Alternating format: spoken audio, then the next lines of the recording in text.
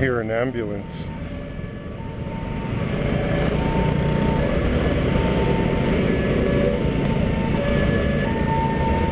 Shit, it's right behind me too.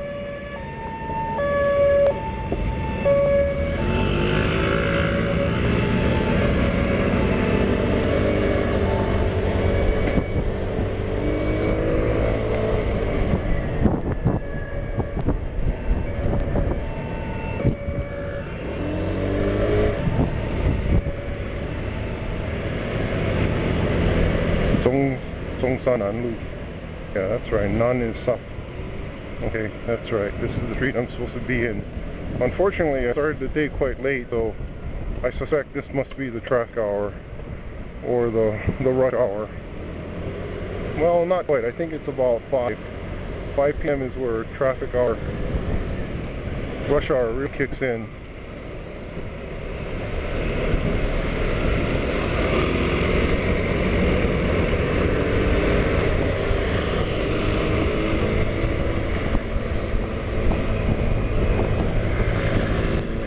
Crap.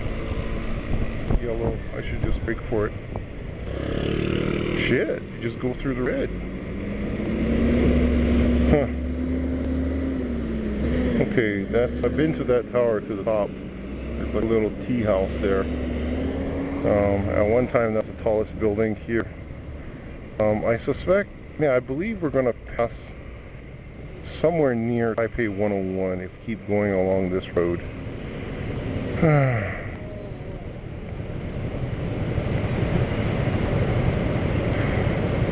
So I gave my friend a ring. I got in touch with her, and yesterday, this morning she felt like throwing up. The friend that was trying to kill herself, and I told her to take in a lot of water, and she did.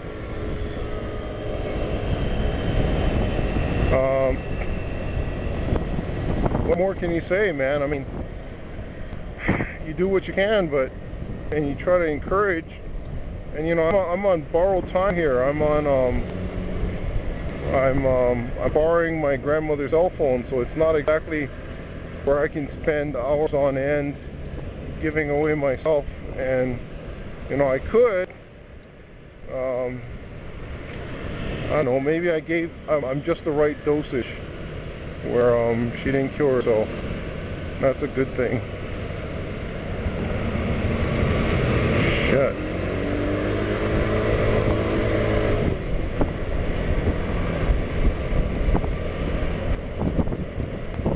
Okay, so I was on Civic Boulevard the other night, and this is the road that I've already plotted my course. I already know where I'm headed. I'm just gonna see if I can reach my destination in reasonable time. If I can, I'm gonna loop back.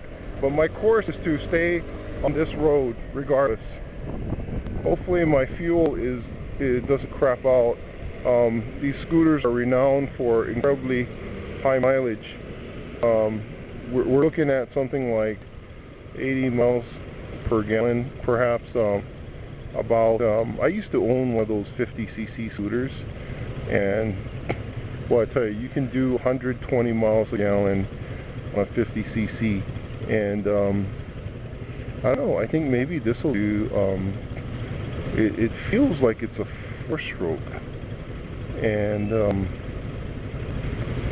you know, I don't know, maybe it'll do 80 miles a gallon, and yesterday I logged on a good 20 or 30.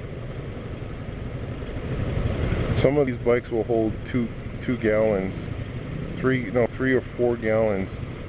It's actually quite incredible.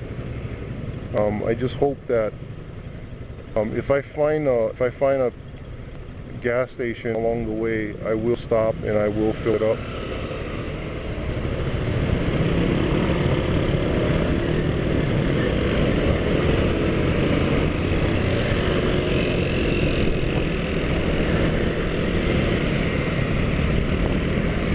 You know, after riding here, I've come to terms with living here and riding a scooter. I probably wouldn't enjoy it as much. You know, it was fun yesterday. I mean, it's still fun. I say it's still fun, but to do this on a daily basis gets to wear you down. It does wear you down, and it's not good.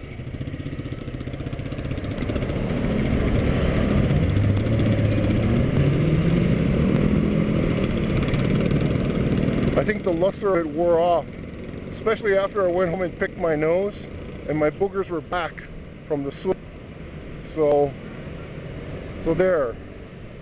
That yeah, I've romanticized it, and it's no longer romantic to me. It no longer does it for me, you know. Oh, we have a Louis Vuitton store here, of all places. Yeah. Oh yeah.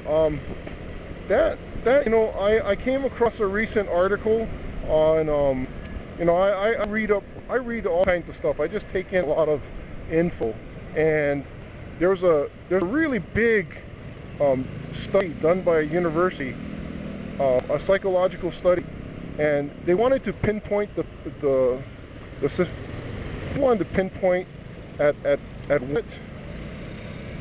what point does a child learn about materialism, and where do they get that? Where does that come from?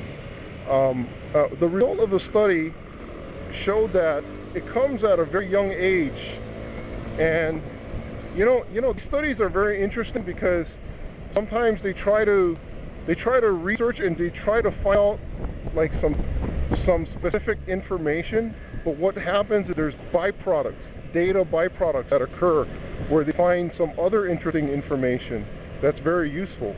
What they found was students or kids pick it up at about 5 or 6 years old. Okay, that's where it about happens. When they want something, they can't have it, or friends have it, and when their friends have it, they can't have it, or they want it, or they have something that their friends don't have, and it is perceived as higher social value. Okay, so anyway, that's just a quick summary of it. But the byproduct information that was really fascinating to me was that they found that families who spent a lot of time with the kids, and